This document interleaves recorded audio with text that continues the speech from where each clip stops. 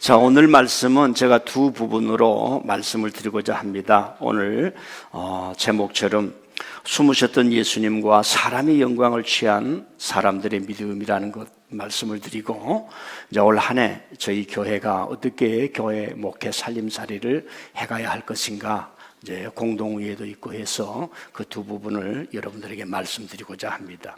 원래 우리가 요한복음 따라가기에 의하면 13장을 읽어야 하지만, 제가 12장에 예수님의 세족식 장면과 13장에 연결되는 그 세족식 장면을 깊이 묵상한 바가 있어서 우리 성도님들과 또 말씀을 나누면서 예수님의 그 은혜 속에 들어가고자 오늘 12장을 읽었습니다.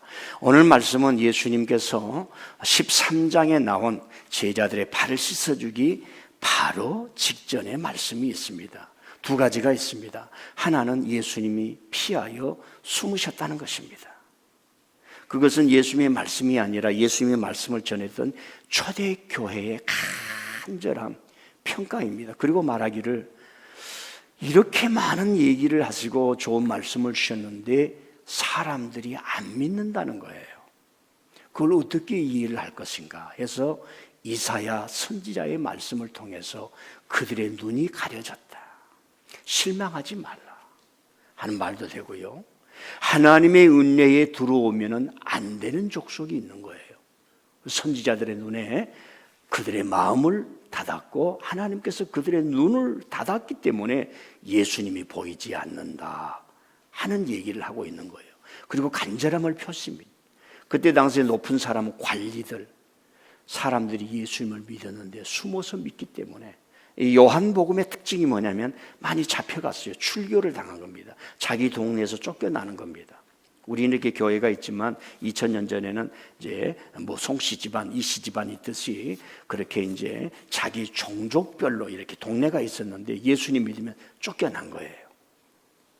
그런데 그걸 관리들이 와서 좀 보호해주고 도와주고 그러면 되는데 자기들 혼자 숨어서 믿으면서 했기 때문에 그걸 표현하는 겁니다. 믿기는 믿는데 자기 영광을 위해서 믿었지 하나님의 영광을 위해서 믿지 못하였더라.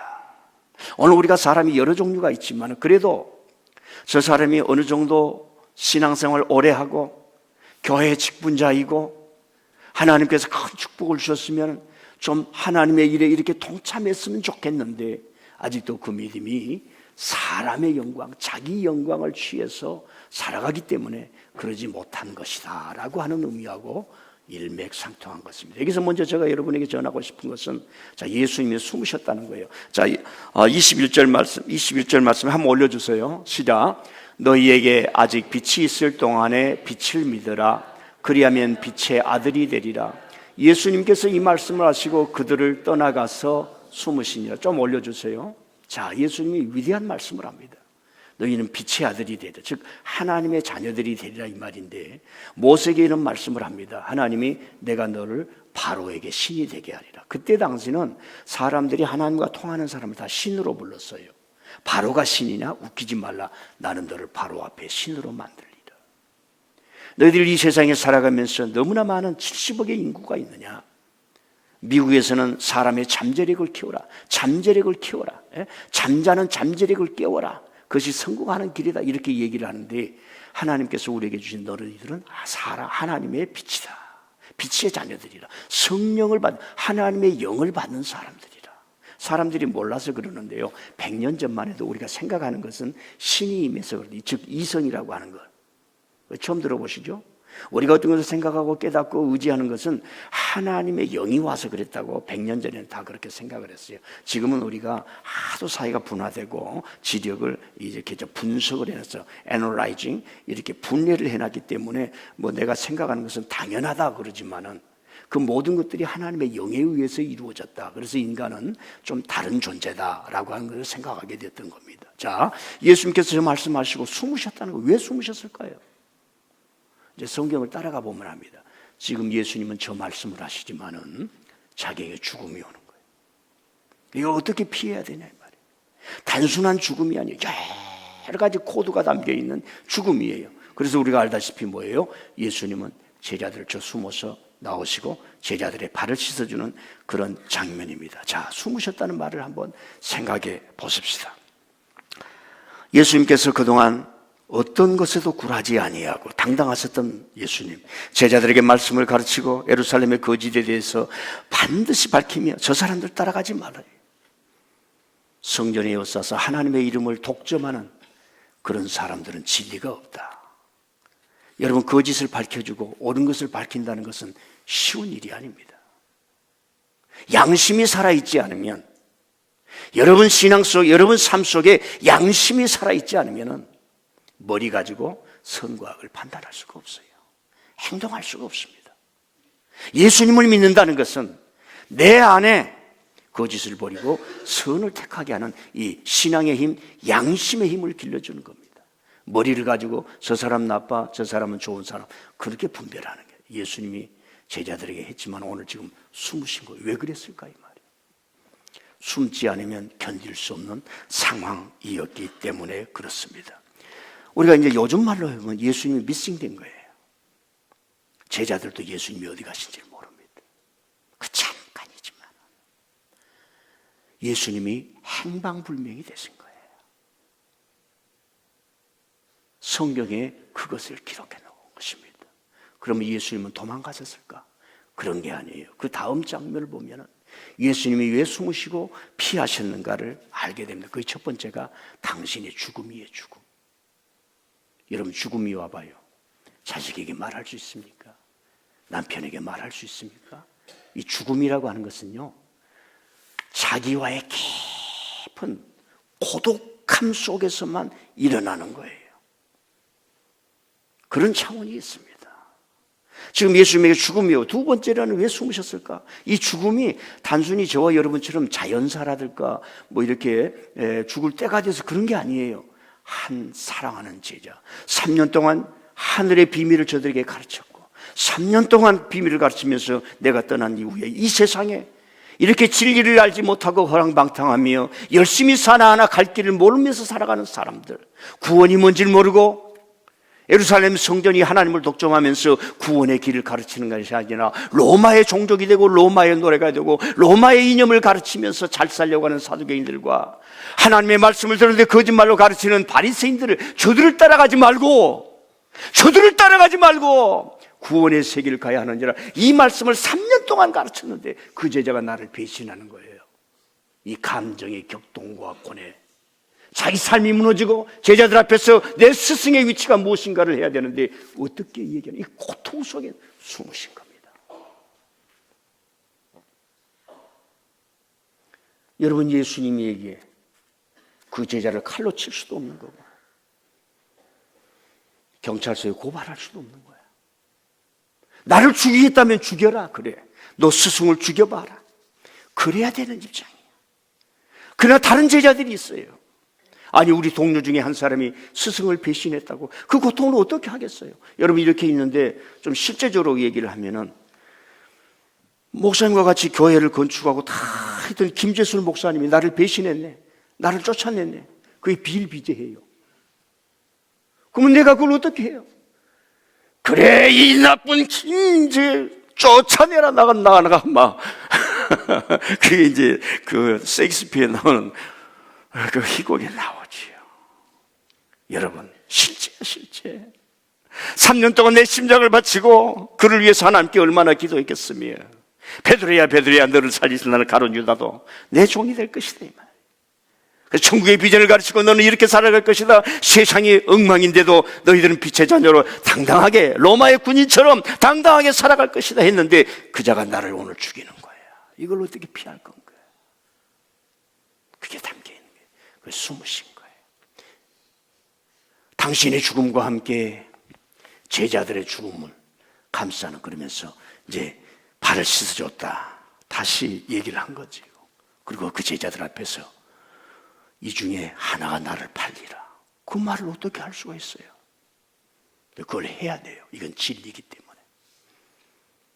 그를 검사에게 고발하는 것이 아니라 너는 지금 사단에게 속해 있다는 걸 얘기를 해야 돼요. 그래야 다른 제자들이 사는 거예요. 너희 중에 나를 하나가 팔리라. 이야, 아니 베드로는, 제가 베드로였으면 예수님 좀 다 아시고 예수님처럼 위대하신 분이 그럼 해치우시죠. 그러지 마. 제자 명목에서 그어버려. 그런 차원이 아니란 말입니다. 너희가 나를 팔리라. 이게 인류의 지성입니다. 인류의 역사였어요. 거짓이 와서 진리를 팔고 거짓이 교회에 들어와서 교회를 뛰어넘기고 산 옮기기죠. 신천지에서 지금도 하고 있어요. 와서 목사님 앞에 잘 보니까 한 5년 동안 신임을 받더니 여전도 회장이 되고 뭡니까? 장로가 되고 그래가지고 전도를 열심히 한 사람씩 돼서 그리고 공동회의를 해서 목사 좀 찾아내십시다. 그게 지금도 이루어져요. 제가 잘 이 데이터로는 모르는데 한 사람도 권력에 가서 신천지 법으로 제재해야 됩니다. 말한 사람이 없어요. 목사들 중에. 높은 사람들 단 NKCC 총무만 가서 신천지 제재하라 이거예요. 종교를 제재하는 게 아니라 그 법인단체를 제재하라. 법으로 법인단체가 불법을 행하는데 국민들에게 고통을 주는데 그게 왜 종교를 박해하는 거냐. 이 썩을 놈들이 말입니다. 그런 정책을 종교를 박해한다니. 그 미국에 무슨 그런 사람들이 또 알리고 말이 됩니까? 너희 중에 나를 팔리라. 너희 중에 나를 팔리라 이 말. 이걸 예수님이 밝히는 거예요. 그걸 밝혀야 하는 그 자리가 얼마나 괴롭겠어요. 그래도 3년 동안 나를 따랐거늘 가슴에 무엇을 품었는지 알지만은 변화되기를 바랐겠지요. 저 목회를 하다 보니까 그래요. 그러나 여러분들 개척이기 때문에 제 말 따라하지 마세요. 그러나 장로에게 바라는 게 있고 권사에게 바라는 게 있고 성도에게 바라는 그 간절함이 있어요. 이 간절함이 나는 여러분들에게 조금은 유익을 줬다고 생각해요. 이 교회를 이끌어오는데 우리 교회 공동체를 결속하는데 조금은 유익을 줬다. 간절함이 없이 수단으로 어떻게 목회를 할 수가 있겠습니까? 예수님이 숨으신 거예요. 저와 여러분들 인생을 살다 보면 숨을 때가 있어요. 숨게 해줘야 돼요. 자식이 너무 힘들어. 엄마 아빠 사랑을 받지만 지금 사랑이 필요한 시간이 아니야. 숨을 때가 필요한 거예요.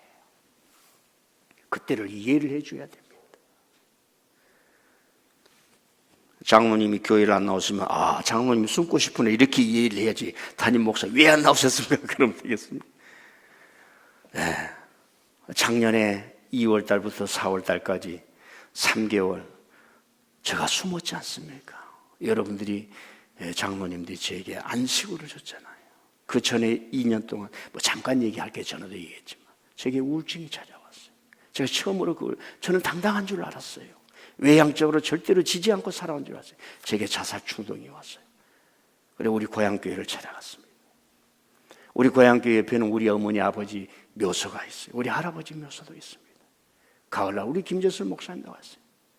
그 햇빛 나는데 가만히 앉아있는 거예요. 누웠다가 그 마지막 순간에 피한 거예요. 사람은 피할 때가 있어요. 그래서 작년에 또 안식일을 줘서 제가 숨은 겁니다. 그 숨은 것은 방관이 아니고 방황이 아니라 다시 돌아오기 위한 어떤 그 모멘트가 있는 거예요. 모세가 광야 40년 동안에 숨었지. 지금 예수님이 그 숨은 과정에 이런 것들이 있었습니다.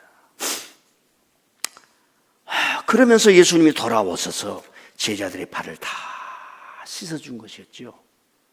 나는 여기에 내 가슴이 메였어요. 숨으셨습니다. 제자들이 말씀, 빛이 있을 동안에 빛을 믿으라. 빛이 있을 동안에 믿으라. 신동체 목사가 목회할 때 저는 이런 말, 민들레 성도들이요, 잘 믿어봅시다. 신동체 목사 유효기간이 끝나지 않을 때 저와 여러분 열심히 믿어보십시다. 예수님이 빛이 있을 동안에 빛을 믿으라 그랬어요. 그 말은 뭐예요? 내 시간이 다 끝나가고 있다는 얘기입니다. 그래서 숨으셔서 다시 오셔서 제자들의 발을 씻어주고. 여러분요, 예수님은 평소에 제자들을 발을 씻지 않았어요. 제가 추정하기엔 성경에도 안 나옵니다만 이건 신학적 theological imagination, 성경을 보면서 해석학적으로 들어가는 거예요. 제자들의 발을 한 번도 씻어주지 않았어요. 그런데 오늘 저녁에는 씻어주는 거예요. 이게 뭘까? 제가 그러면서 또 묵상을 하기를 시작했습니다. 금방 알지요. 예수님이 제자들의 발 씻는 이 진심은 어디서 왔을까? 물론 풍습이 종들이 발을 씻어주는 풍습은 있어요. 풍습은 있습니다. 근데 이건 다르는 거예요, 지금. 이건 당신의 죽음을 담는 것이고, 제자들이 훗날 나처럼 죽어갈 것이라고 하는 것을 알면서 그 몸을 만져주는 행위예요. 그리고 지금까지 3년 동안 왔던 그 모든 것이 담기면서 그 자리에서 빛이 무엇이고 어둠이 무엇이며 어떤 놈이 나를 팔 것이며 어떤 제자들이 충실하게 살아갈 것인가가 드러나는 장면이란 말입니다. 예배 오면 뭐예요? 구원이 빛나면서 동시에 내 죄가 드러나는 것이에요. 그 죄를 회개할 줄 알아야 돼요. 근데 우리는 은혜만 받고 은혜만 사랑하고 하나님 나를 감동시키면서 하다 보니까 나를 파괴하고, 은혜는 받았다고 하나 가정이 살아나지 못하며, 은혜는 살았다고 하나 내 신앙이 살아나지 못하며, 축복은 받았다고 하나 나의 입술의 불평은 끝나지 아니하며, 하나님의 은혜는 받았다 하지만은 하나님의 나라를 위해 헌신과 충성이 하나도 없는 거예요. 왜요? 하나님의 빛 앞에서 나의 부족함과 죄성을 보는 눈이 사라지기 때문에 그렇습니다. 여러분, 성장하려면 끊는 것이 있어야 돼요. 성장하려면 버리는 것이 있어야 돼요. 성장하려면 삭제하는 것이 있어야 됩니다. 죄를 삭제해야 되는 거예요. 제가 이런 묵상을 했습니다. 예수님은 어떻게 제자들의 발을 씻어줬을까? 예수님이 어렸을 때입니다. 그런데 자기 집에서 일어나는 거예요. 아빠가 옛날에 삶이 얼마나 어려웠습니까? 지금도 가면 마리아와 마르다가 살았던 그 동네다 이제 꾸며놨겠지요. 그러나 상당히 사실성이 있습니다. 거기 집이다. 나사렛에 가면은 토굴이에요, 토굴. 가난하니까 토굴에서 살았다고 그걸 기념해 놓은 것이 있습니다. 아빠가 이렇게 도면하면 엄마가 따신 물에 발을 씻어주는 장면을 예수님께서 어렸을 때부터 보셨겠지요. 아장아장 걸으면서 아빠가 오셨을 때 이제는 아빠 발래 내가 닦아줄 거야 하였겠지요. 그래서 아이가 나이를 먹어가고 10대가 됩니다. 아빠 발래 닦아줄 때마다 그 가난 속에서, 옛날에 가난할 때 남자들이 말입니다, 얼마나 가정을 살리기 위해서 애썼는데, 그때 당시 여성은 돈 한 푼 버는 사회가 아니었어요. 능력이 없어서 못 버는 게 사회 자체가 그랬습니다. 남자가 어깨가 무거운 거예요. 또 자식들이 왜 그렇게 많이 태어난지, 그 좀 안 태어나면 좋은데 애들이 많이 태어난단 말입니다. 얼마나 남자의 어깨가 무겁습니까? 아빠 오셨어?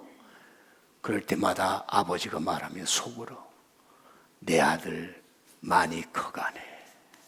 이게 아빠 마음이에요. 아빠가 하루 종일 일할지라도 마지막 집에 갔네 딸랑딸랑 와가지고 아빠 발래? 그런 맛에 아버지가 가정을 지킬 힘이 일어납니다. 고대 시대의 가정을 보면요, 동생이 아빠 발 닦아줄 수 있어요. 그런데요, 장남의 역할은 버릴 수가 없는 겁니다. 동생이 한두 번씩 아버지의 발을 닦아줄 수 있지만 그 아버지를 위로해주고 아버지를 붙잡아주는 것은 장남이 하는 겁니다. 상황이 바꿀 수가 없어요. 이게 우리가 살아온 인류의 역사였어요. 그것이 예수님에게 남아있다가 이제는 아버지를 버리고 엄마를 떠나고 자기 독립해서 제자들을 이끌어가고 하나님 나라의 종으로 살아갈 때에 제자들 앞에서 예수님의 죽음에 직면한 거예요. 그때에 예수님의 본심, 사랑, 평안, 너희 중에 하나가 나를 팔리라, 너희 중에 하나가 나를 팔리, 그 고뇌와 격동과 고통을 어떻게 예수님께서 이겨낼 수 있습니까? 그걸 다 잠재우고 한 사람씩 발을 씻어주었던 것, 그것이 바로 예수님의 본심이었다는 겁니다. 사랑하는 성도 여러분, 우리 사람의 본심은 사라지지 않습니다. 착한 어머니는 자식을 내 뱃속으로 난 자식은 그 자식이 죽어갈 때 엄마가 대신 죽을게, 엄마가 대신 죽어줄게, 엄마가 대신 죽어줄게, 성경에 나오지 않습니까? 하나님의 영을 받아 끝까지 하나님의 길을 가려고 발버둥 치는 자는 양들이 힘들어할 때 양들을 버리고 가는 싹꾼이 아니라 예수님 말씀하신 거예요. 나는 양을 위하여 목숨을 바치노라. 제가 이제 목사로 이렇게 살면 참 쉽지가 않아요. 이 자본주의 사회 속에서 결핍의 농도는 너무 강해가고, 목사는 지금 목회자들의 평균은 다 뭐예요? 이렇게 뭐예요? 그 가난한 사람을 뭐라 그래요? 그런 처지로 지금 계층이 되어 버렸어요. 여기서 인간의 욕망을 적절히 균형을 유지하면서 어떻게 하나님 앞에 헌신하는 종으로 남을 것인가? 제 숙제였지만은 저와 여러분이 기도하면서 헌신할 여러 가지 길을 주었기 때문에 지금 이제 여러분과 함께 같이 가고 있는 것 아니겠습니까? 이 세상에 아름다운 것을 만들어낸다는 거 얼마나 아름다운지 모릅니다. 예수님은 십자가에 올라가셨지만 그분이 일생 동안 이룬 것이 얼마나 아름다웠기에 지금까지 인류를 구원으로 비추는 그런 일이지 않습니까? 여러분요, 인간의 본심은요, 결정적인 순간, 위기의 순간, 어려운 순간에 나옵니다. 소방대원은 산불이 났는데 그 안에 갇힌 한 사람을 구하기 위해서 갔다가 죽었다는 얘기를 듣지 않습니까? 인간 속에 있는 이 본심이 타인을 구하기도 하고 사회를 구하기도 하고, 특별한 일이 아니라 우리가 살아가는데 사람을 살리기도 하고 그 사회 자체를 아름답게 가게 하는 것입니다. 우리는 예배를 드리면서 그 하나님의 본심, 저는 두 손 들고 찬양합니다, 그 찬양 하나 부르면 다 씻어지는 거예요. 여러분들이 그런 은혜를 받기를 바랍니다.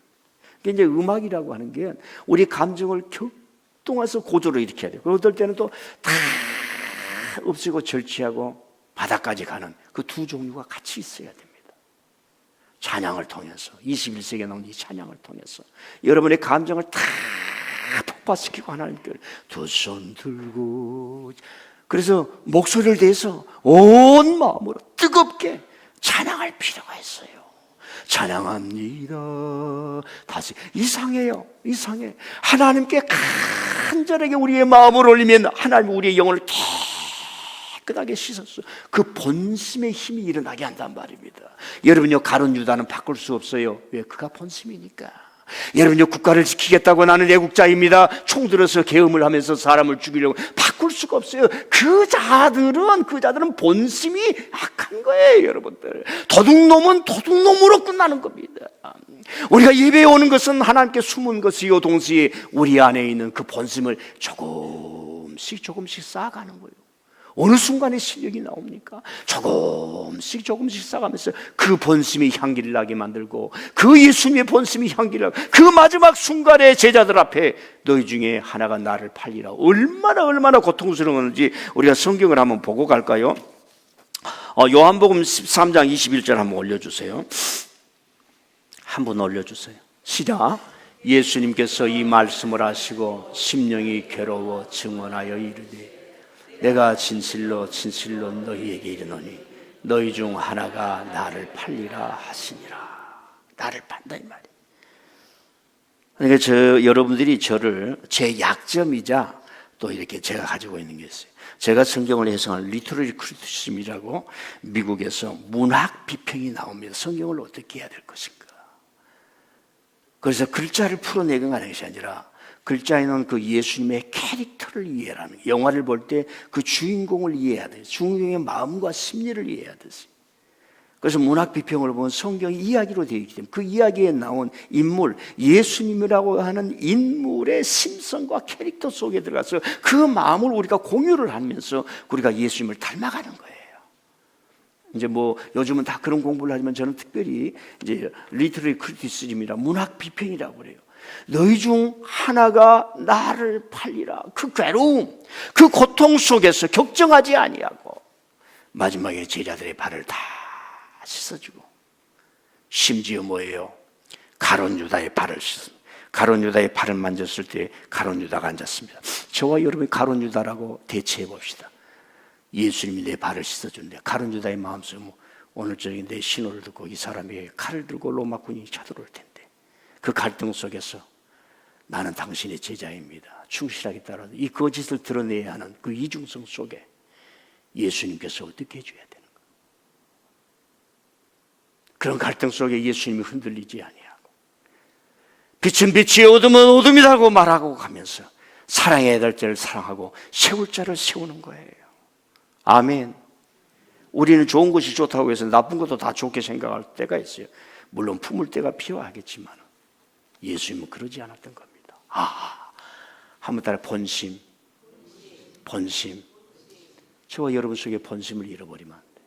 자, 이제 여기까지만 오늘 말씀을 마치고 올해 이제 작년에 한 해 동안 잘 걸어왔는데 올해 우리 교회가 어떻게 걸어가야 할 것인가 예산에 대한 얘기를 해야 되기 때문에 잠깐 그 말씀을 하고 또 설교를 가름하고자 합니다. 작년에 우리가 4억 5천의 예산으로 교회를 이끌어왔습니다. 그래서 5년 동안 우리가 예산을 바꾸지 않고 이렇게 쭉 왔는데 하나님께서 여러분을 통해서 또 이 살림살이를 잘 해오셨습니다.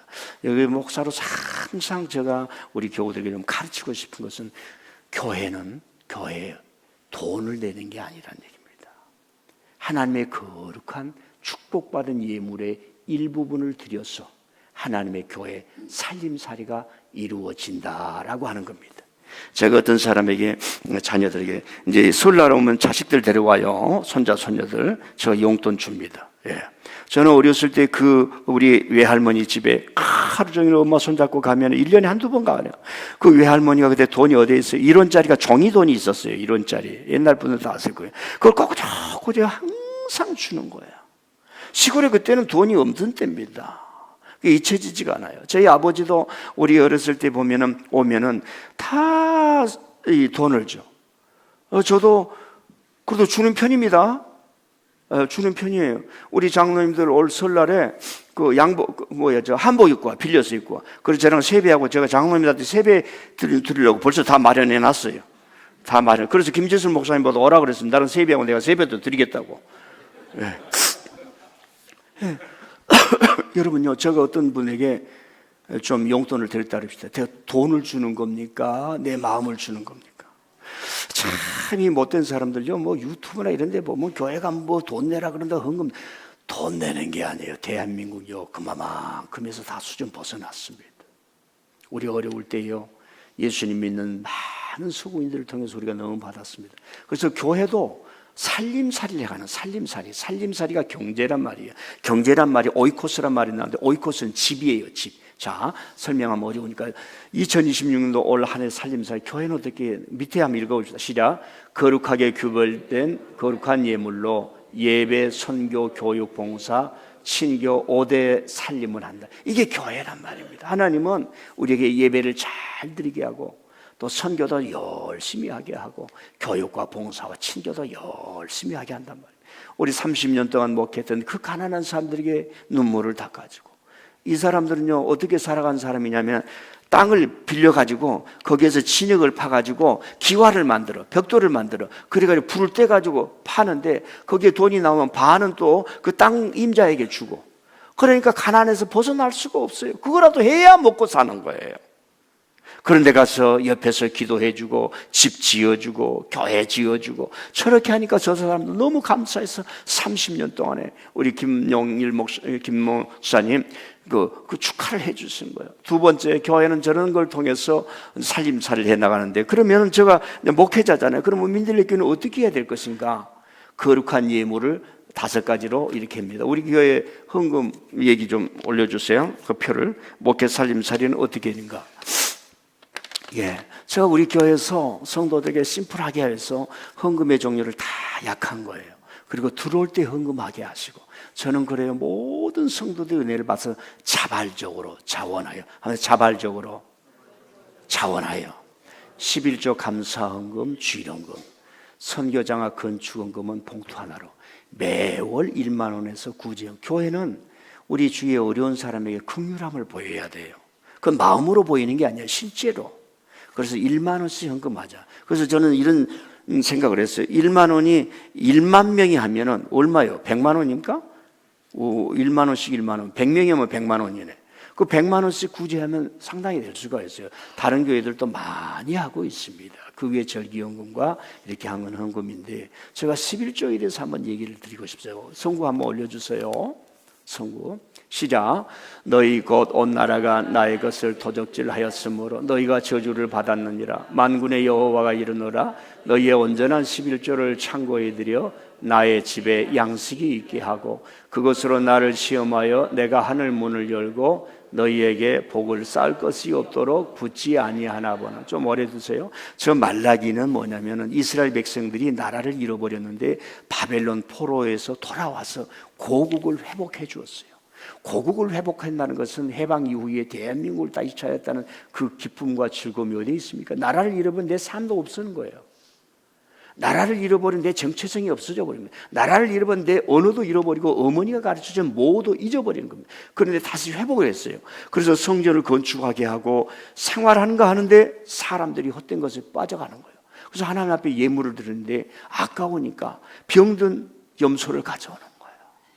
병든 것을 가지고. 그래서 말라기라는 사람이 통탄을 하는 거예요. 이래가지고 민족을 이룰 수 없다. 이래가지고는 야훼의 신앙을 이룰 수 없다. 그래서 저 말씀이 나오는 겁니다. 그래서 온전한 11조, 한번 온전한 11조. 그 밑에 나의 아버지의 집에 양식이 있게 하라. 이 교회에 양식이 있어야 돼요. 아버지의 집에, 우리 김재술 목사님이 20년 동안 연구해서 책을 냈어요. 그래서 우리 교회에 오셔서 50권을 기부를 했어요.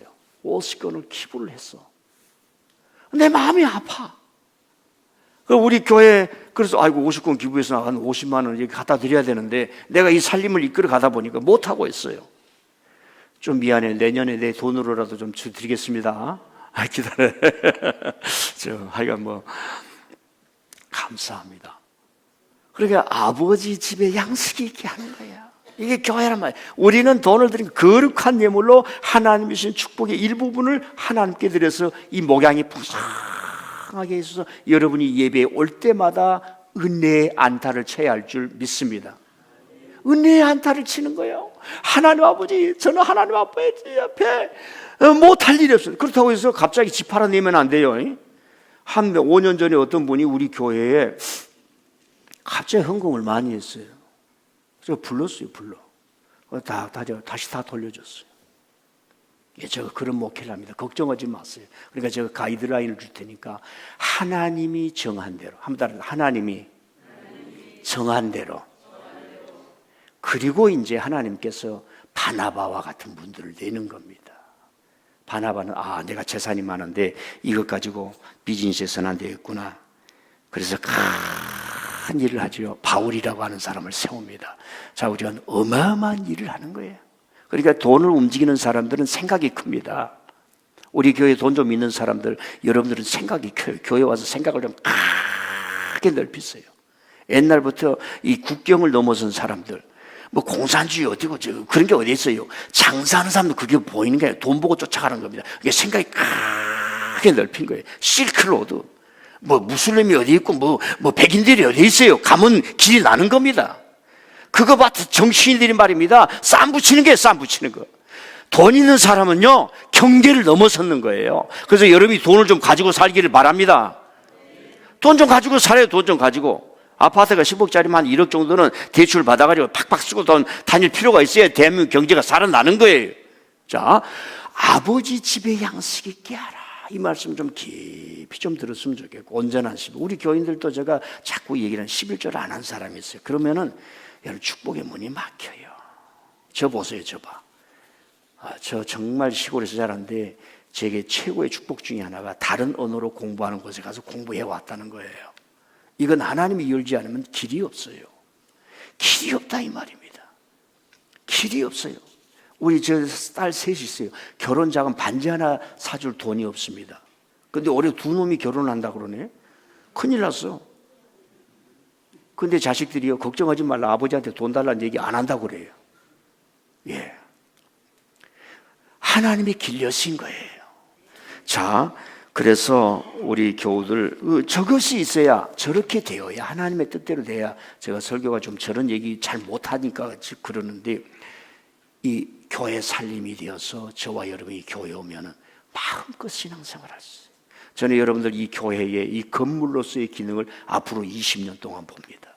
한국이 변화가 어떨지 뭐 자세한 설명 못해요. 그래서 20년 동안 여러분들이 이 교회가 최고의 행복의 장소가 돼야 돼요. 여기 와서 주무시고 가요. 여기 와서 하고 가요. 그 앞으로 우리 장로님들과 얘기해서 지금 뭐 장례식장에 가가지고 말입니다. 3일 동안 그 장례식 비용 낼 필요 없어요. 3층에다 제가 그 문상객 맞는 그거 만들려고 그래요.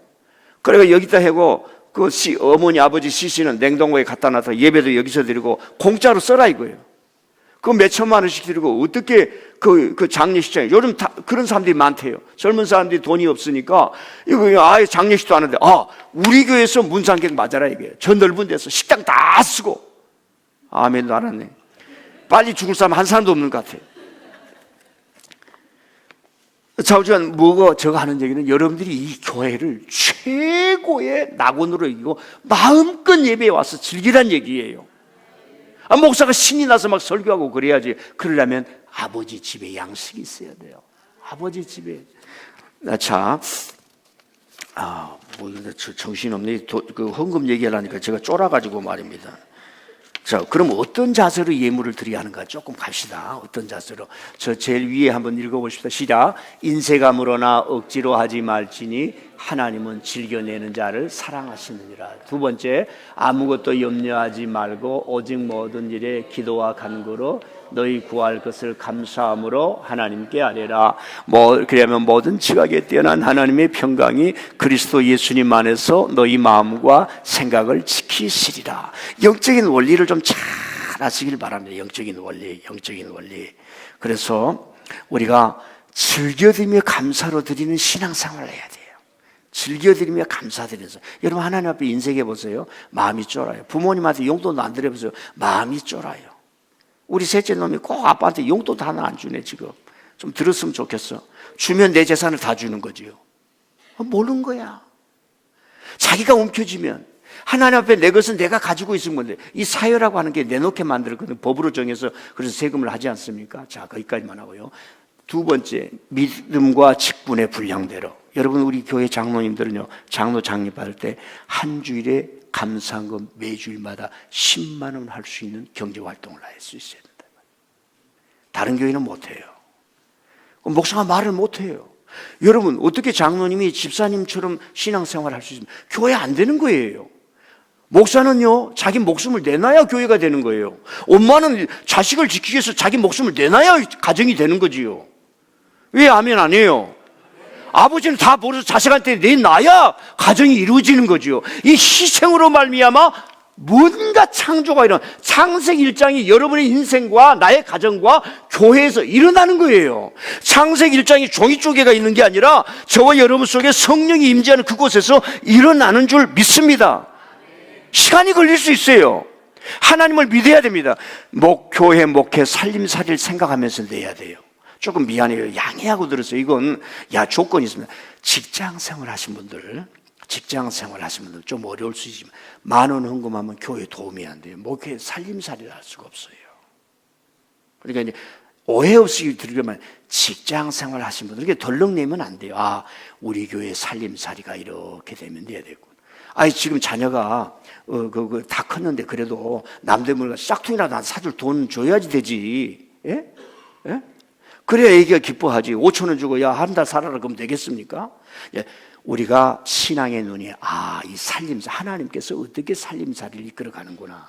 살림살이가 궁색하면 안 돼요. 지금 대한민국은 없는 돈도 가져다 쓰게 만들고요. 여러분 우리가 얼마나 헌신했습니까? 근데 이 교회에 돈 제일 많이 주는 거 은행이요. 이걸 아셔야 돼요. 다시 말합니다. 저와 여러분이 얼마나 이 교회에 헌신했습니까? 근데 이 교회에 돈을 제일 많이 준 데가 어디예요? 은행이라니까요. 은행이 소유권 가지고 있는 거예요. 우리는 이 사회가 그렇게 되도록 만들어 놨어요. 우리는 그 시스템을 버릴 수가 없습니다. 그래, 더 많이 줘 해서 우리가 사는 날 동안 풍성하게 사는 거예요. 아버지가 잘 되면 자녀들이 풍성하게 사는 거예요. 자, 세 번째요. 시작. 반드시 정하여 드린다. 가능하면 정하세요. 저는 목회를 하면서 감사함을 매주마다 빠져본 적이 없어요. 우리 장로님들 빠지면 안 돼요. 제가 다른 사람 못 봐. 장로님들은 다 봐. 왜? 성도들 그래야 존경을 하는 거예요. 어깨에 짐이 무거운 거예요. 어깨에 짐을 져보세요. 기쁨이 있는 겁니다. 무거운 짐을 져보세요. 즐거움이 있는 겁니다. 무거운 짐을 져보세요.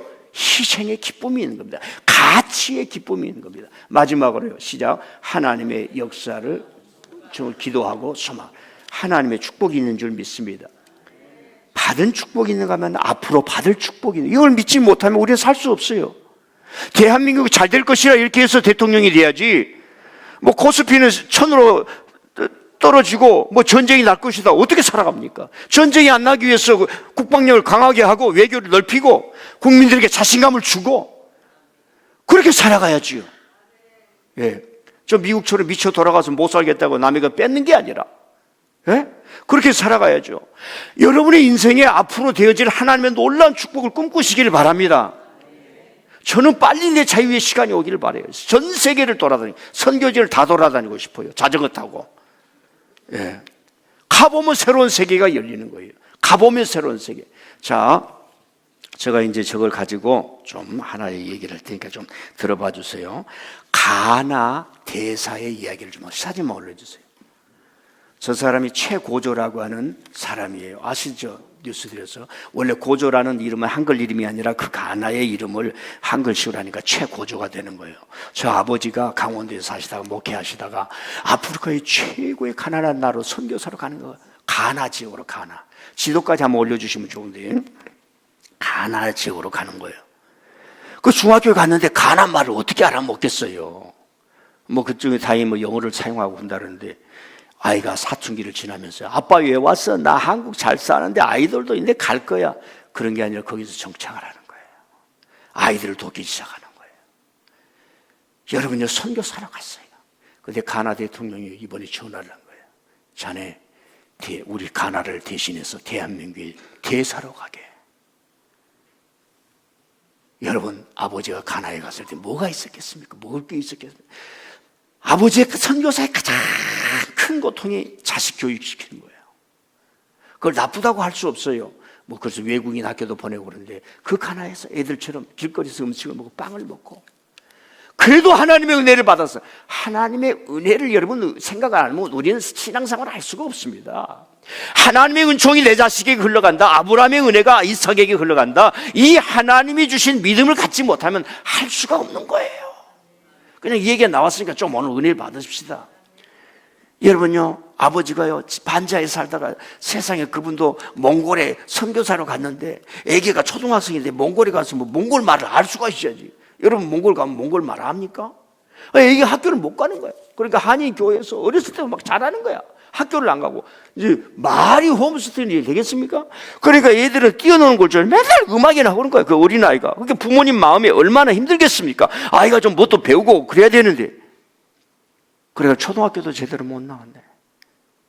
그래 이 아들이 커가지고 어른이 돼가 이 장성이 되고 해병대를 지원하니까 4등급으로 오지 마 그래. 왜? 고등학교 졸업장이 없으니까. 그러니까 이 아이가 배짱이 있는 거예요. 그래서 검정고시를 보는 거예요. 검정고시를 딱 합격해서 해병대 합격! 해병대 갔다 와서 큰 기계를 배운 거예요. 여러분, 이 아이가 누군지 아십니까? 앙뮤라고 하는 거예요. 앙뮤. 젊은 사람을 알아. 그 자매가 나와서 노래 부르는 이수연, 최수연인가 뭐. 하나님의 선교사로 가서 학교도 제대로 못 다니는데, 지금 우리 대한민국의 가요계를 YG에서 해가지고, YG 가서 야, 술 한잔 먹어. 술 안 먹어요! 하나님의 축복이 있는 줄 믿으시길 바랍니다. 그 믿는 게 아니라 내가 씨앗을 심어야죠. 자, 이제 저희 얘기를 좀 할게요. 그래도 우리 교회가 여기까지 왔다는 건 이제 하나님의 간증이니까. 우리 둘째 형님이 장로인데 벌써 은퇴한 지가 한 7, 8년 됐을 거예요. 퇴직한 지가. 한 3년 전부터 택시 운전을 하는 거예요. 회사에서 상당한 위치에서 퇴직을 했어요. 그럼 매달 우리 교회에 60만 원씩 헌금해주고 있습니다. 좋은 것 같지요? 이걸 빨리 끝내야 돼요. 우리 스스로 해야 됩니다. 두 번째, 제 얘기를 하나 할게요. 저는 우리 큰형님 여기 오시지만 잊을 수가 없어. 82년도에 갔는데 방 한 칸에서 사셨어요. 서울에서. 내가 온다니까 형님과 형수가 돈을 어디서 빌려가지고 방 2칸을 마련해놓고 거기에 나를 귀가하면서 내가 신학을 다닌 거예요. 8년 동안. 결혼할 88년도까지. 그 방을 주고 하루 3끼를 주고, 우리 형수님 그때 도시락을 얼마나 정성스럽게 싸주시는지.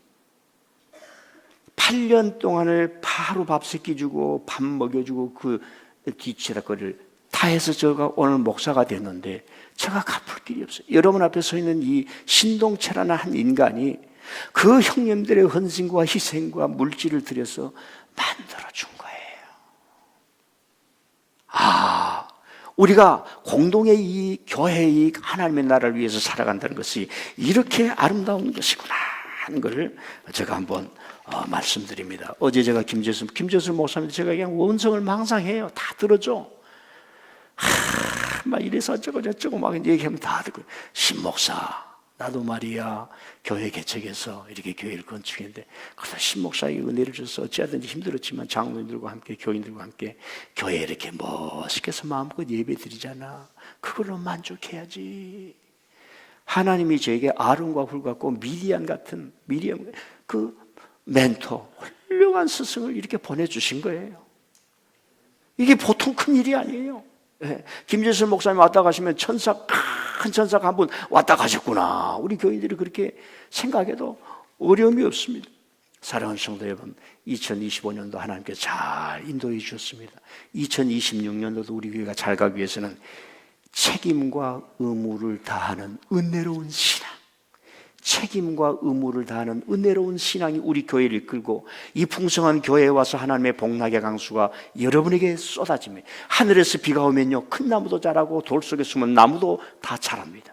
하나님의 은혜가 쏟아지면 김집사도 은혜를 받고 이집사도 은혜를 받고 하나님의 은혜를 못 얻은 사람도 그 은혜를 교회에서 받아서 자라게 되고, 초등학교도 못 갔지만은 지금 말입니다, 그런 어려움을 겪었지만은 그 아버지가 선교하며 살 때 하나님의 복이 일어나서 지금 가요계를 잡는다니까요. 악뮤라고 제가 쳐먹었어요.